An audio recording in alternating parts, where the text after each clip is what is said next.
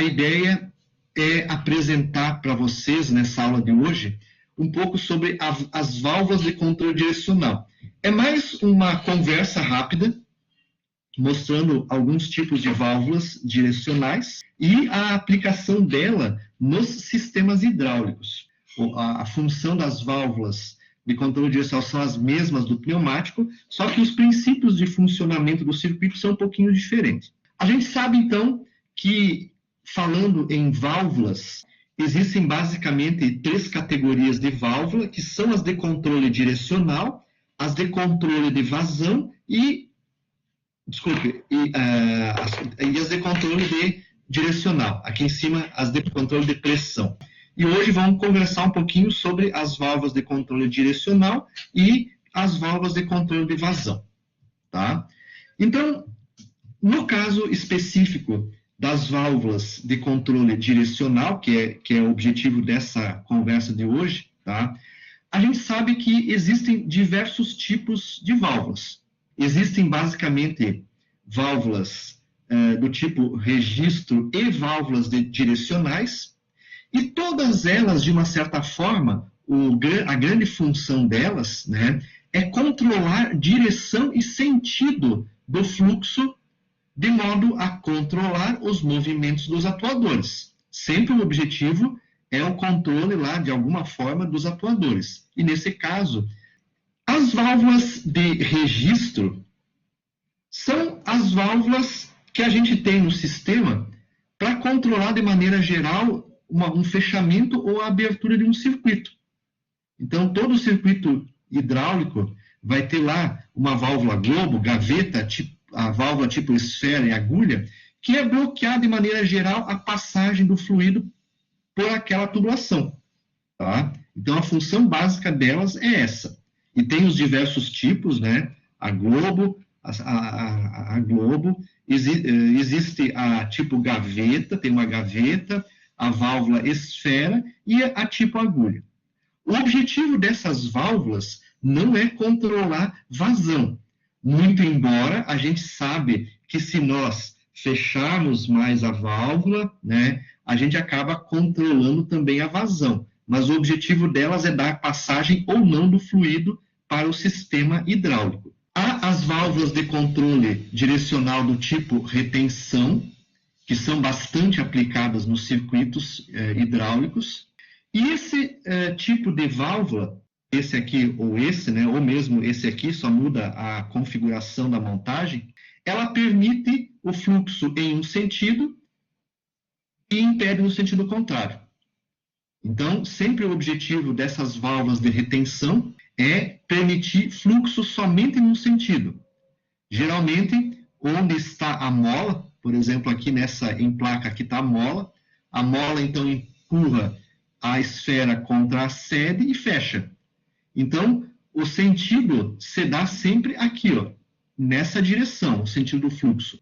Sempre no sentido de abrir a esfera contra a mola. Tá? No sentido contrário, por exemplo, aqui, né, a mola acaba bloqueando a passagem, né, e impede o fluxo no sentido contrário. Então, somente nesse sentido que ocorre o fluxo. A mesma coisa nesse caso, tá? Somente dá para fazer o movimento de fluido nesse sentido. Nesse outro aqui, ele é bloqueado. Tá? E também tem, dependendo da montagem, onde nós vamos montar a válvula, ela pode ser do tipo em placa, onde ela é montada em placa, ou então numa linha, tá? Em linha.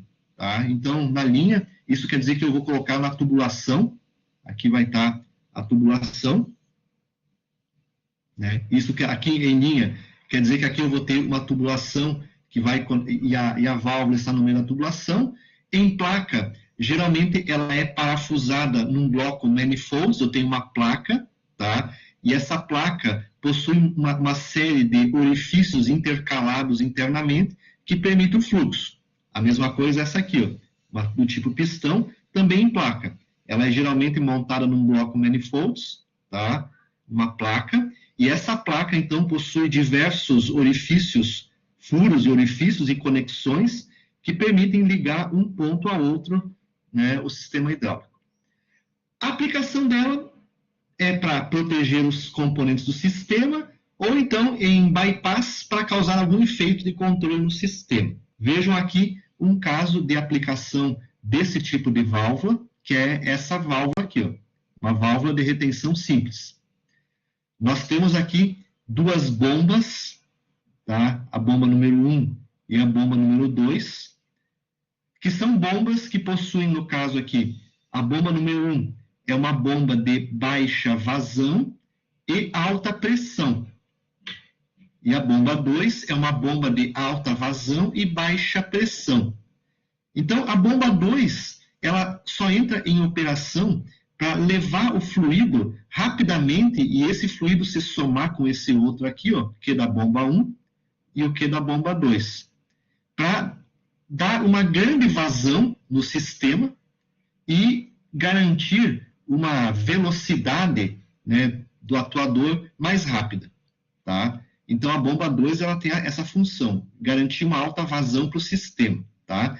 Só que, veja um detalhe, quando a gente fala em bombas de alta pressão e baixa pressão, não quer dizer que elas geram alta pressão e geram baixa pressão. Elas são fabricadas para suportarem, para terem uma resistência à alta pressão ou não, tá? Esse é o objetivo. Nós não podemos esquecer que quem vai definir a vazão, a pressão do sistema, tá? É esse elemento aqui, ó. Nele, eu vou regular lá a pressão de trabalho, 150 bar, né? E essa pressão que eu regulei nesta válvula aqui é a pressão que vai pressurizar o sistema.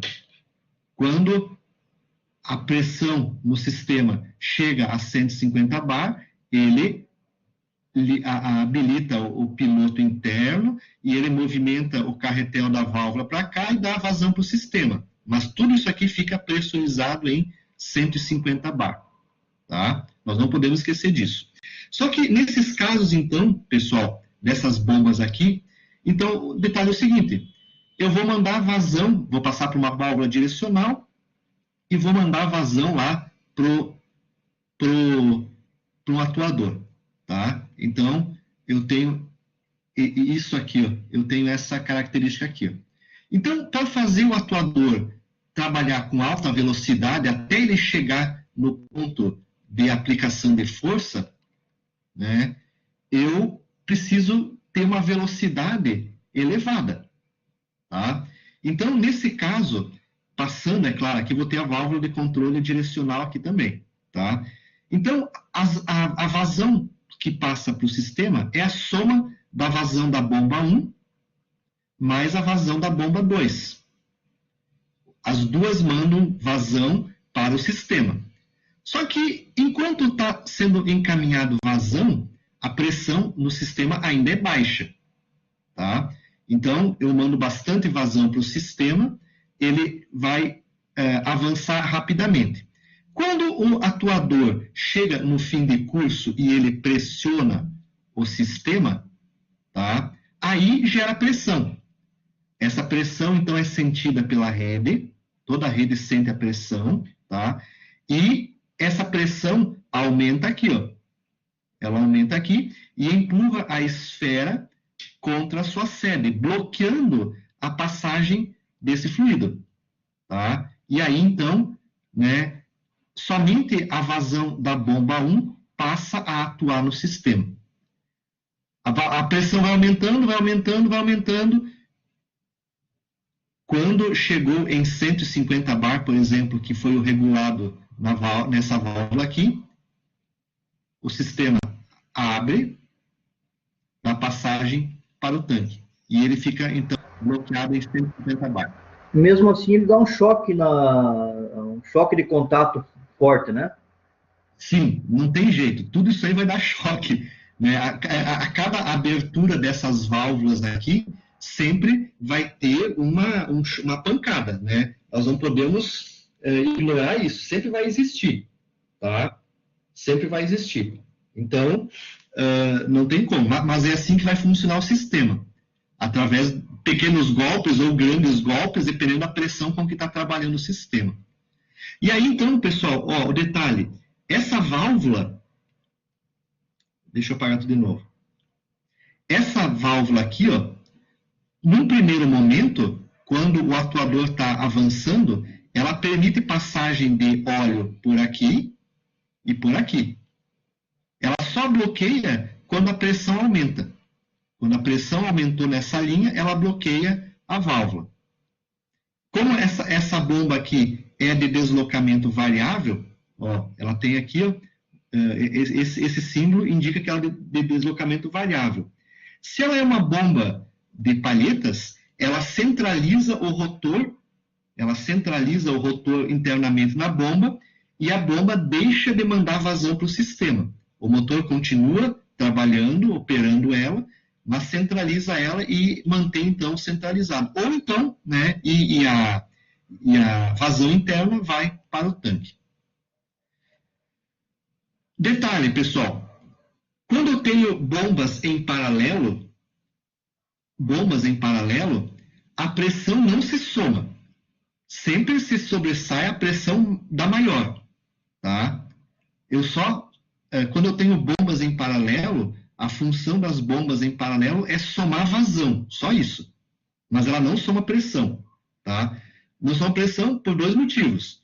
A bomba não gera pressão, né? A pressão que é gerada no sistema é somente a pressão desse sisteminha aqui. E bomba só gera vazão. Então, bombas em paralelo, eu somo vazão. Tá? Somente há a soma de vazão no sistema até um certo ponto. Nesse caso aqui, com a retenção, ela bloqueia, então, a passagem da bomba 2 em um certo momento. Ok? Então, é uma montagem típica de válvula de retenção. Tá? Tá aí, então, o sistema um pouquinho mais ampliado. Acho que eu ia usar esse aqui para mostrar antes para vocês. Tá? É uma válvula, então, de controle direcional. Tá? Essa válvula aqui. Ok? Bom, elas podem ser, então, em linha. Elas são acopladas, então, na tubulação. Tá? Tá aqui mais uma figura um pouco maior. Tá? Então, esse fluxo, nesse sentido aqui, ó, né, não é obtido, né? Somente o fluxo corre daqui para lá, né? Tá? Ok? E sempre, né, a pressão atua sobre uma área. Quando pressão vezes essa área for maior que a força da mola, ele abre a válvula e dá a saída, né? O fluxo vai para a saída. Sempre assim que funciona, tá? Dependendo da montagem, pode ser em ângulo reto, né? Certas aplicações lá no sisteminha exigem que ela seja em ângulo reto, por exemplo, quando elas são montadas em placa, né?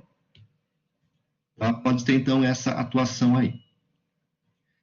Há também as válvulas de controle direcional, propriamente dito, que a gente conhece, do tipo carretel deslizante, que são as válvulas que controlam, então, a direção do fluxo para um lado do atuador ou para outro. São as válvulas que a gente já conhece lá dos sistemas pneumáticos. Tá? Então, essas válvulas de controle direcional, elas também são caracterizadas pelo número de posições que ela pode ter. 2 posições, aqui então, 3 posições, 1, 2, 3, 4 posições, 1, 2, 3 e 4. E também, aqui no caso, 2. Elas podem ser caracterizadas pelo número de vias. Tá? Então, aqui do ladinho agora, dentro desse bloquinho, tem as vias. Ó. Então, ela pode ter 1, 2, 3 vias, ó, certo? Então, 3 vias, a mesma coisa na outra posição, 3 vias. Pode ter 6 vias, 1, 2, 3, 4, 5, 6 vias, tá? Pode ter também aqui 4 vias, ó. 1, 2, 3, 4 vias. Cada posição, então, vai ter sempre o mesmo número de vias, tá? Só que permitindo o bloqueio ou a passagem do fluido. É do tipo carretel deslizante. Geralmente elas são do tipo carretel deslizante. É um sisteminha como esse. Esse é o carretel, né? Esse é o carretel.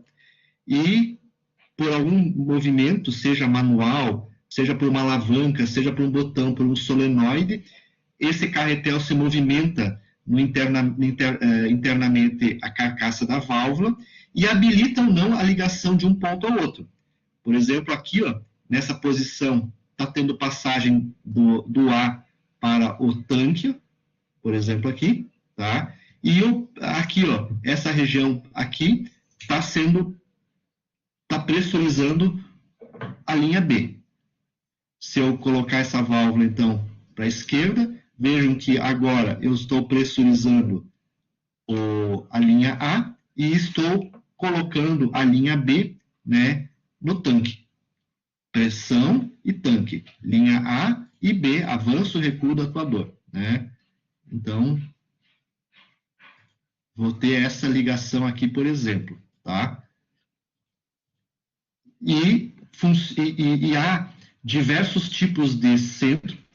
Geralmente, a gente compra a válvula, o fabricante da válvula, ele fabrica a carcaça, um padrão único, toda a carcaça da válvula, ela é igual, o que muda muitas vezes é o carretel interno, que apresenta essa configuração, ou ainda, ele pode apresentar furações internas que permitem transformar a válvula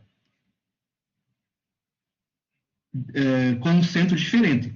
Então, geralmente, o que muda no sistema hidráulico, na válvula, é o tipo de centro. Ó, é o tipo de centro. Essa posição e essa são iguais para todas as válvulas.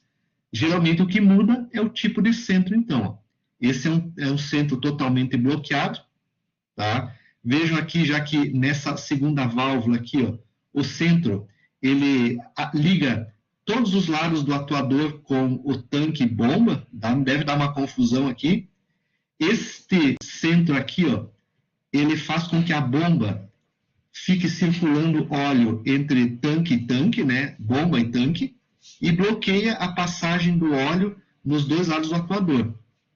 Já esse tipo aqui, ó, ele liga a vazão da bomba para o tanque e também liga o lado A do atuador também para o tanque. E bloqueia a saída de óleo do atuador. Então, existem diversos tipos de centro que são aplicados, né, de acordo com as necessidades do projeto. O que muda sempre é o centro. E o que muda, então, é essa furação que vai ter na válvula. Tá? A furação interna do carretel é que vai garantir a execução do centro.